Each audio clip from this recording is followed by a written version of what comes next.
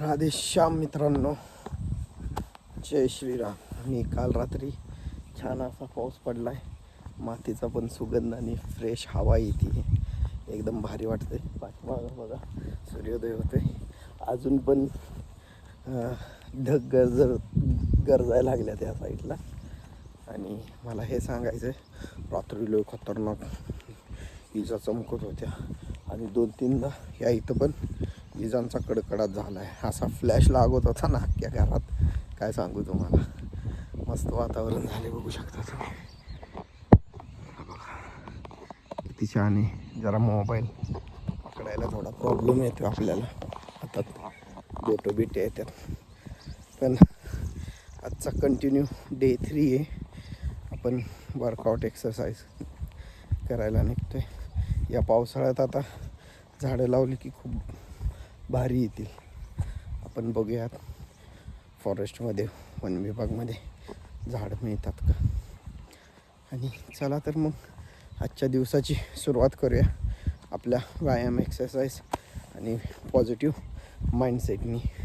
आरोग्य हेच आपलं खरं धन आहे. राधेश्याम मित्रांनो, छान सूर्योदय झाला आहे आणि बघा पावसाचं किती वातावरण छान आहे. आणि मला एक तुम्हाला गोष्ट दाखवायची, आणि ती गोष्ट अशी आहे, बघा किती नालायक लोक आहेत, घरातला कचरा बाहेर टाकत आहेत. आहे का, हे लेसचे पॅकेट, ऑइल, प्लॅस्टिकच्या बाटल्या, दुधाच्या पिशवी, अजून काय काय, पाटील लस्सी, बघा आहे का. अरे किती नीचपणा करायचा असतो ना, हे पण लोकांना अक्कल नाही. स्वतःच्या घरात हागत मुतत नाही तुम्ही, बरं बाहेर दुसऱ्यांच्या रानात कशाला कचरा टाकताय. रोज सकाळी घंटा गाडी येते, कचऱ्याचं व्यवस्थापन होतं आहे, आणि तुम्ही का टाकताय बरं असं. कधी तुम्हाला डोक्याचा अक्कलीचा भाग येतो. याच गोष्टीनं रोगराई पसरती आहे. प्लॅस्टिकचे कागद इकडं तिकडं पडतात, प्राणी खातात, त्यांच्या घशात अडकतं, त्यांना त्रास होतो. अरे सुधरा जरा, शिकलेले आहेत तुम्ही. सकाळ सकाळ असे दृश्य बघायला मिळतात. काल झाडं तोडली. अरे नालायक लोकांनो, थोडा तर कॉमन सेन्स वापरा. कोरोना येऊन गेलाय, महायुद्ध चालू आहे, अजून भयंकर परिस्थिती होणार आहे, अशी वाट लागणार आहे ना आपली, काही खरं नाही बाबा. असू दे, स्वतःची काळजी स्वतः घ्यायला पाहिजे.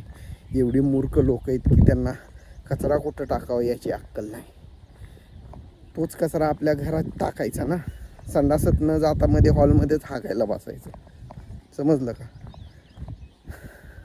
जसं आपण घराची स्वच्छता ठेवतो ना, तशीच आपल्या आजूबाजूची परिसरची स्वच्छता ठेवायची.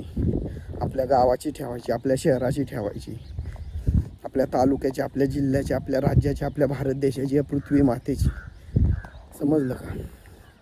एवढेच कळकळीची विनंती आहे.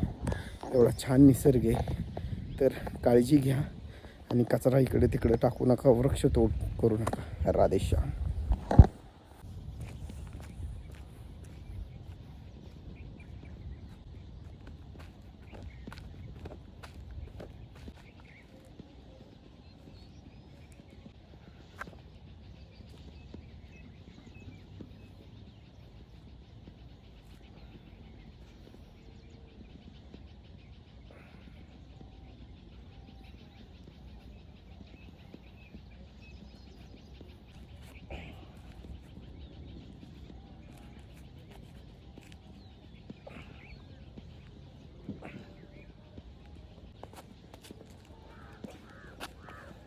श्याम मित्रांनो, आपण थोडा एक्सरसाइज करून निघालो आहे, कारण पावसाचं वातावरण झालं आहे आणि पाऊस पडण्याची शक्यता आहे.